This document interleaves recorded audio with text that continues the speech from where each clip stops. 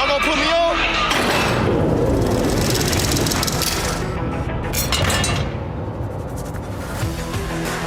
From a personality standpoint, TJ is gonna talk. He's gonna tell you exactly how he feels.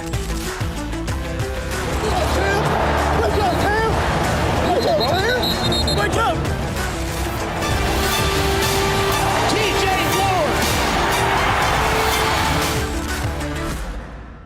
What's up? What's up? It's TJ Ward. You watching another episode of Safety First. I got a special guest with me on today. You know I like to have guests pop in every once in a while. Yeah, I got my dog Austin Hooper in the house, man. Hoop, what's going on, baby? How you doing? Doing good, bro. Thanks for having me. Hey, man, I'm glad you could make it. We ran into each other last week. Pleasant surprise. We were in a hotel bar, a restaurant. I was with my son, 3.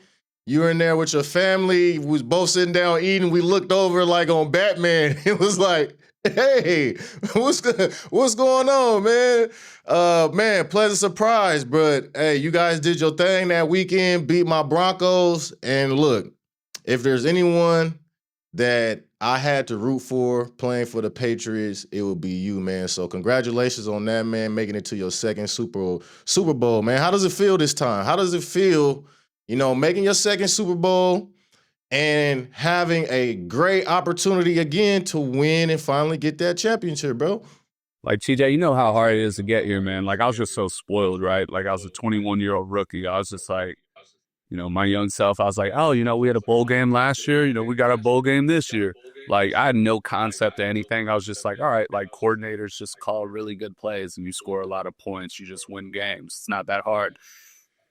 And then been through some lean years since then, man. So being able to get to this side of it, man, like, it makes it that much sweeter having, like, different perspective in my 10th year, like, understanding the business, understanding, truly what it takes, not just being the young guy, just, like, stand here, run this route, block this guy, but, like, kind of seeing it from, like, through a different lens now. Like, it just makes it that much better, man. Like, it's hard to put into words.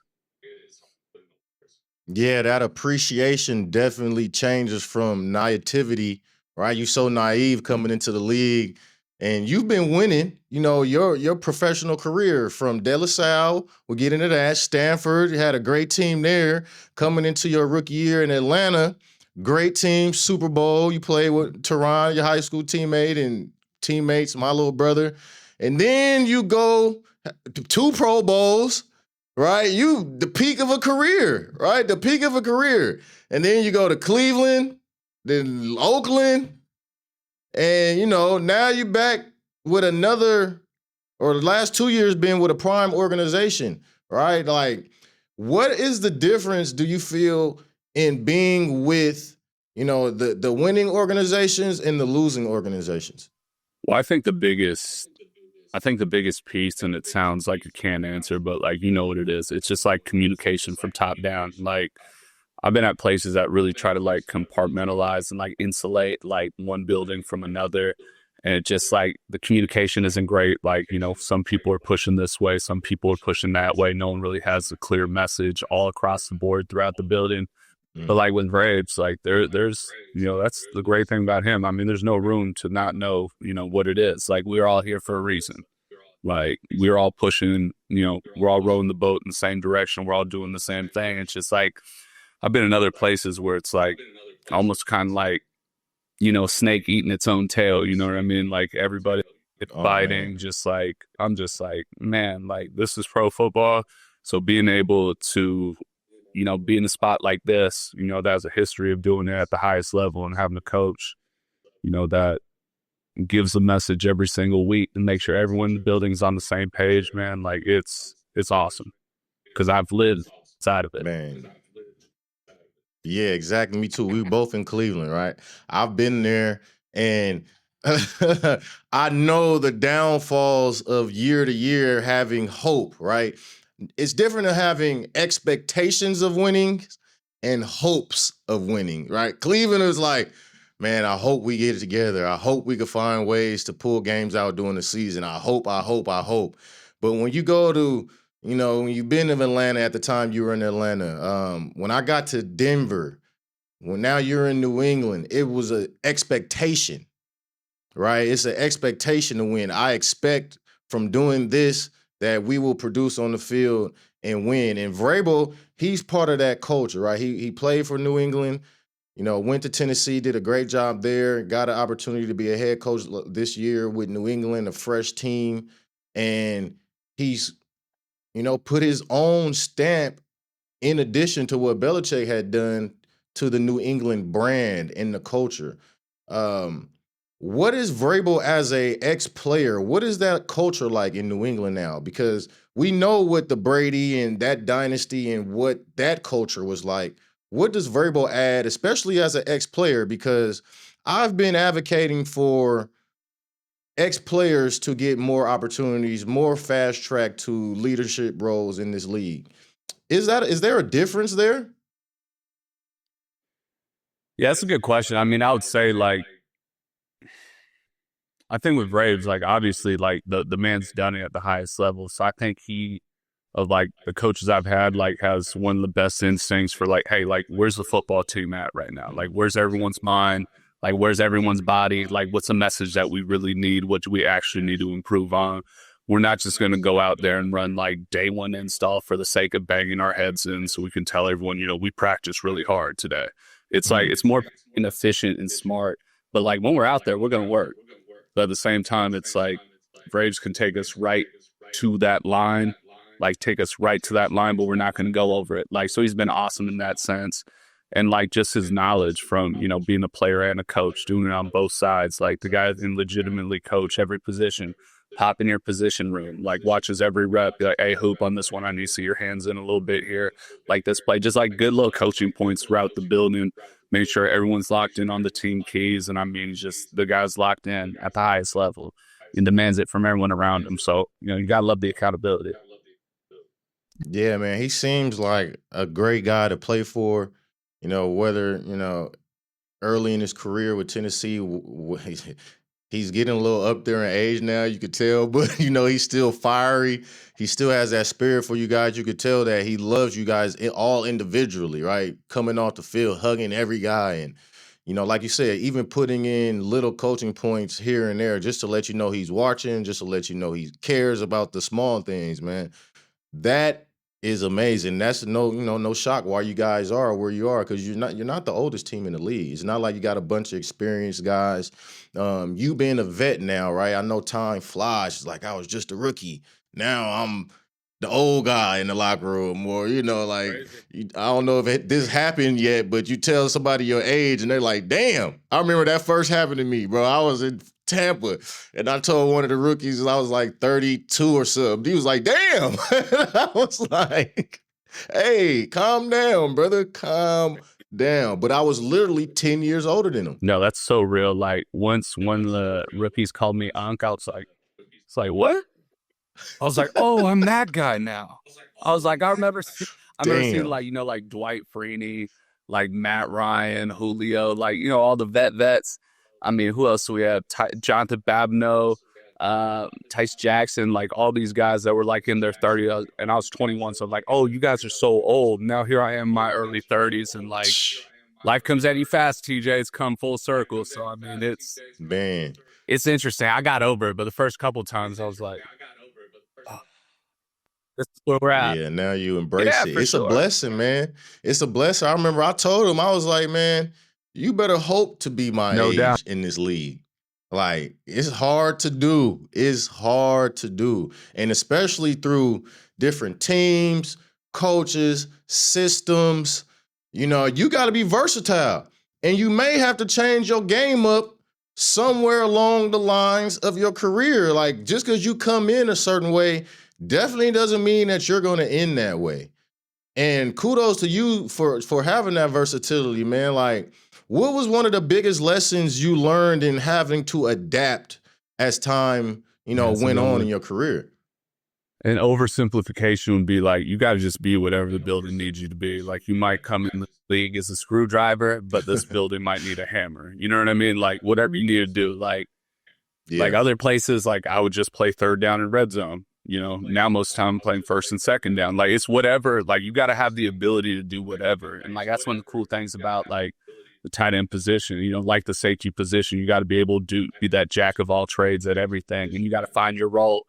within it to help the team. So I mean, like that's definitely changed for me. You know what I mean? Like being a young boy in this league, like really just being relegated to just, having the scripted up good pass plays to now it's like, all right, like let's get on that line of scrimmage. Let's keep our hands inside. Let's drive our feet. Like, let's take pride in the run game today. So, I mean, I would say that's the biggest thing for me because, like, you know how it goes, TJ. Like, you always dream of like catching a bunch of touchdowns. You'll necessarily always dream of like, let's block power again. But over time, like, like okay, Yeah. like this is what we need. Like I got to adapt and I got to like not only embrace this but try to excel in it. So I mean, I would say for me personally, like that's how my mindset has changed from 21 years old to 31 years old.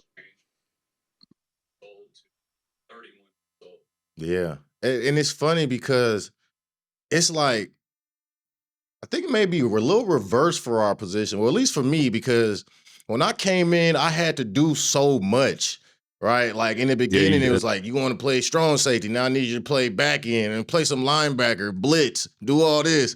And then towards the back end, it was like, just stay in the post. You know what I'm saying? Just stay out the way, man. Try not to hurt nobody. Stay out the way. And if we need you to do some extra stuff, we'll ask you to do it. But nah, that's hilarious. But man, and another similar position we're in is we get to go home, or I got to go home and play in a Super Bowl. You get to go home and play in a. How amazing is that, man? How amazing is it to play in a Super Bowl in your home area, hometown? I mean, I'm sure you probably felt the same way, a decade ago. Like it, I, I Thanks for that. never can't even Thanks for imagine. the You know what I decade. mean? You know what I mean? Like you shoot the dice. Like I never thought that would have come up. Like unbelievable. So being able to do that, like have my family here, like, being able to see my grandparents, my parents, like friends from back home, being able to do all that right there back at home, man, like I couldn't have dreamt it up better. So like the fact that it's happening, it's like, it's awesome. But at the same time, you know how it goes. Like we got locked in though. Yeah, nah, exactly. You have your week, you get prepared. At least for us, we did so much prep the week at home because no one's around. You're not gonna have to deal, and you've been to a Super Bowl, so you know what the Super Bowl media is like when you get there. You still focus, but there's more things that you have to give your attention to, and that's just the business side of it. That's it. Um, it is what it is. But the teams that lock in and focus and do things as close to as they did at home usually come away with the victory. And speaking of like sticking to business, preparation, culture, we both went to De La Salle High School. We're De La Salle alumni. And when I think of a pro team in the De La Salle image, I think of New England. And that's, I would say that would be the closest image to the De La Salle expectations and culture that I could think of. What are the biggest similarities between De La Salle and being in New England and being a Patriot? Physicality over rah-rah. I mean, it's not about being heard. It's about being seen. It's about just doing the work, regardless of how you feel immediately right now. It's about the team. It's not about you. So being able to be around here, like you just alluded to, man, a ton of parallels between where we went to high school and like how this ship's run over here. Like the team is the most important thing, and whatever the team asks you to do, you're going to be the best at it. And Yeah. us, like being, again, growing up in that kind of football world, it's just like, all right, like we're back, let's go. Yeah, selflessness, man. I that's as close as I got to when I got to Denver with that team, and it was like everyone, especially Super Bowl year, to be more specific, it was a selfless attitude, and I hate to sound cliche, but like Three Musketeers, all for one for all, like that type of attitude, accountability for each other. We wouldn't let anybody else mess up or not pay attention in meetings or do something off the field, like unless we were all there doing it together, or then we all got to be suspended. You got to suspend the whole team, coach, because we was all there. So, um, Going back to being a vet and having so much experience and being there with a young quarterback, right? So before you came in the league with an All Pro quarterback, Matt Ryan was just prolific in his day, one of the best in the league, one of the best to ever do it, if you ask me. Now you got Drake May. You taking passes and catches, you blocking for him. What are some similarities and what are some differences? And do you see greatness in Drake May? Well, I mean, first of all, I definitely see greatness in Drake. And I mean, the differences would be kind of like what you're talking about. Like you're going from, Matt Ryan, who was what, in year 9 or year 10, my rookie year. And, it's kind of flipped now with Drake, right? Like you have a 23-year-old young kid, young quarterback, still got that twinkle in his eye, still one of the young guys, little, we'll just say, I love Matty. Let's say a little more engaging than Matt Ryan. You get a little older, you're just like, all right, like Yeah. the Gotta best go home to the movies on. kids. Yeah, Got a it's like, family at home. Get out of here. like I got a wife and kids. I'll see you back at work. You know what I mean? Whereas Drake's like, yeah, man, like let's totally go to dinner. Like let's hang out. So I mean, it is cool from that side. And like I would say the similarities would be just like the command in the huddle, the arm talent, like the way how they both throw like a very it's crazy that you even brought this up because like I said this to Drake independently. I was like, I think it was towards like the end of training camp, and we were just having a conversation, right? Like just hanging out with his veteran tight ends, me and Hunter. And I just like looked at him like, hey, bro, like, I'm not trying to gas you up, but you remind me a lot of Matt Ryan. Like, he's like, really? He's like, how so? I was like, the way you throw the ball, like the way how you move in the pocket, and like how your ability to be there, that short, intermediate, super touchable ball, but yet can still crank it back and put it 50 yards over the outside shoulder, whatever you want. Because I mean, like TJ, I came in the league with an MVP quarterback. So I was just like, oh man, like this is Yeah. what this looks like. You know what I mean?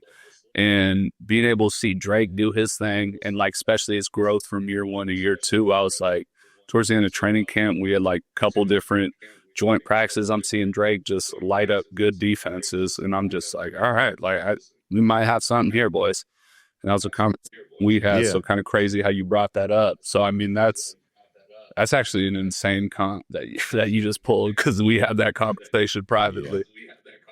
Man. So that was gonna be my next question. Is like when in the season or in camp when you were like, oh, we can get to the Super Bowl, or I mean, was that even a thought, or was it just like, okay, we could be good and get to the playoffs? But was that like something we can get to a championship with this guy in the next year or two?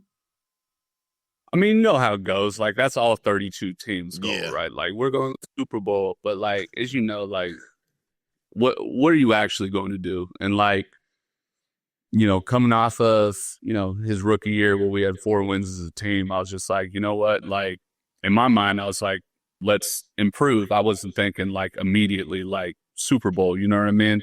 Like it's because that's something that you got to earn through work, not just like your words. So kind of watching him stack it up week after week and seeing him like not only do well but improve throughout the season and like process information faster, like change protections, hot routes, like whatever you want, seeing him like get the training wheels taken off, so to speak, and like really having true command open up this full offense that Josh brought in and like being able to use all the little tricks and tools in his tool belt to manipulate the defense and see him like go out there and light it up. It's been a ton of fun. So like I would say probably once we were like 13, 14 wins, like towards the end of the season, things Yeah. looking good. That's when I was like, okay, like this Yeah. is actually like a legitimate possibility now. Like I'll let my mind somewhat drift there, but like we still have round 1 of the playoffs. So like I think that was kind of the whole team's mindset collectively. And I think that was a piece of why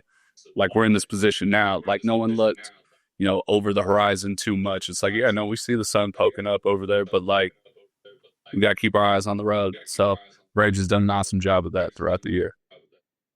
Yeah, man. That's what you can kind of get lost in your thoughts sometimes thinking about the future, but you know how important it is to treat every game one game at a time. And you guys have done a tremendous job of doing that, whether it's, one week, the offense plays great. And the next week, the defense steps up and plays great. The next week, offense and special teams is clicking. Like, whoever needs to step up for you guys steps up in that moment. And that says a lot about you guys as individual players, and it says a lot about your coaching.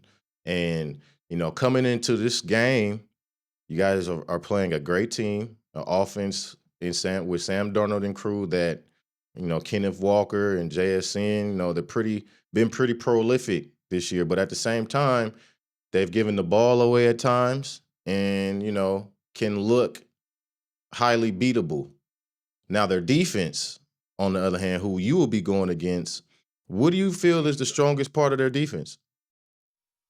Well, I mean, it all starts up front. I mean, they got not only 4, but like 5 dudes that can ruin your day if you let them. So, I mean, working on a good plan to, go out there and do our thing. So, I mean, it all starts up front, as you know. Like, I mean, they obviously have awesome guys in the second and third level. That's not taking anything away from those guys. But like, right when you line up across that line of scrimmage, 1 yard away, like you got some dudes over there that you got to be aware of and have a plan for. Yeah, whoever is best in the trenches next week will most likely win that game, and it's rhetorical. Every week, it's repetitive. Every Super Bowl, you see whoever wins up front with the D line, offensive line battle, and tight ends like yourself tend to play a huge role making big plays. Maybe and you're not gonna have an 800-yard receiving tight end, but they make huge plays to set the tone year in and year out in that Super Bowl. So I definitely hope you're that guy, because I'm gonna be pulling for you guys for the first time ever in my life. Like yeah, I don't really root for the Patriots much at all, but just knowing you and seeing your development, your dad, your families, you guys are such great people, humble in all your accomplishments. We had Julian Edelman, another Bay Area guy, at the Gridiron earlier, and he talked about the Patriot way and that culture, and completely different from what you guys have now. Yeah. Like completely different. Do those guys still come back in the building, and have they been around this week and encouraging you guys to go out? And because I know when we were doing around that time, it was a lot of players from that 97-98 season with the Broncos. Not a lot, but a few that would be hanging around and just encouraging us to, hey, this is what it's like, and you guys win, and it's gonna be this and that. Like just giving them little tidbits of motivation. Yeah, I mean, I think Brady's done an awesome job. Like we saw him a ton. Like during training camp, some guys would sprinkle in throughout the season. You'd see him after the game. Like, what was it after Houston? I was chopping it up with Danny Amendola. I turned around, I was like, "Oh, what's up, Danny?" So I mean, like this week's been a little quieter than usual, but I mean, like those guys are awesome. Every time they're around, all they want to do is impart wisdom and just be awesome dudes and want to be nothing but helpful. So I mean, all those guys are great. And like to your point, like I didn't play for Coach Belichick, like so I don't know what that's like. But I think I think Braves has his own unique way of doing things that incorporate some of the things that I'm sure that we was playing for years and years for Bill. He might have incorporated. I don't know because I didn't play for Bill, but he's got his own stamp on it, has his own style to it. And one of the things he likes to say is like, you can be your own person, like, but we have to have this. You can have your own personality, but you have to have the same mentality. So, like, yeah, like if obviously, like Stephon Diggs, like he's gonna be a little louder, like a lot of energy is gonna be him, but like make say like he's a great teammate in the locker room, like he'll do whatever's asked of him. And then you got other guys that are quiet, right? But like everyone's thinking the same way, everyone's putting in the work. So I mean, that's one of the sayings Braves has that's just makes total sense. Like he's like, yeah, be exactly who you are. I'm not gonna try to make you into like, this ain't the military. I'm not gonna try to turn you into a recruit or something. I'm not trying to Yeah. make all of you uniform or whatever. Like be who you are, but at the same time, like we all need to be working the same way. We all need to be speaking it the same way. And most importantly, take care of the team the same way. So I mean, that's been my favorite part about Braves. Yeah, that's a bar right there. Same with different personality, same mentality.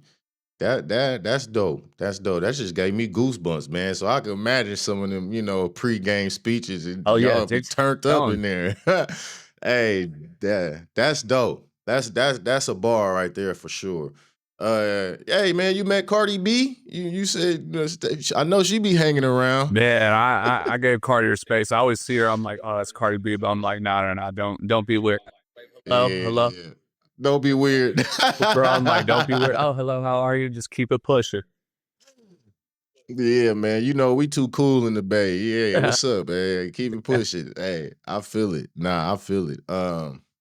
You said we were talking before you got, we got online, but you mentioned that you guys have like a little send-off party or something, send-off parade. What is that about? I've Yeah, never heard Braves was anything talking like about that. before we head out on Sunday. I guess there's gonna be like 30,000 people or something in the stadium. Just like do like a little like send Oh, off snap. pep rally deal. Go over, say buddy, Yeah, do that whole thing. Fans to that's support us, dope. and then hop on the bus, wheels up, and then it's a business trip Yeah. That sounds like some for Friday real. Night Lights stuff, some Varsity Blues. Is Ray from Texas? He must have got that from God, Ohio. That's right. That's right. He's oh a yeah, oh yeah. Buckeye, He'll isn't he'll he? tell you about it too. No. Oh, yeah. Yeah, he's a Buckeye. Yeah, Rays, man. Look, man, when you get older, the players you watch get older. You forget all the guys you watched growing up. Like, nah, man. Like when you get to the city, uh, I know you guys gonna be running around doing the media day and all that stuff, but yeah, I wanted you to hear first, man. Good luck from your boy, man. And I know you're gonna have a great game and a great experience. And I hope you get to experience that confetti fall in the Bay Area, man, because that is a jewel. Like you said, man, it's something you dream about winning. You started your football career there. I'm not gonna say you're ending it there, but look, you about to ride off into the sunset. You ain't got too many more. Yeah, I'm playing Keep 10 it a more, baby. bug. I I'm am gonna playing just 10 keep more. brutally honest. Yeah, right. Like, no, I you got don't. 10 more in me. I promise you. Just give me that Toradol. Nah, but all's hoop, man. I appreciate you joining Safety First, man. And good luck next week, man. Man, appreciate you, TJ. Oh, Love the wait, show. stay on for a little bit too. Huh? Yeah. My bad. Go ahead. No, I said appreciate you, TJ. Love the show. Keep doing it. Yeah, thank you, brother.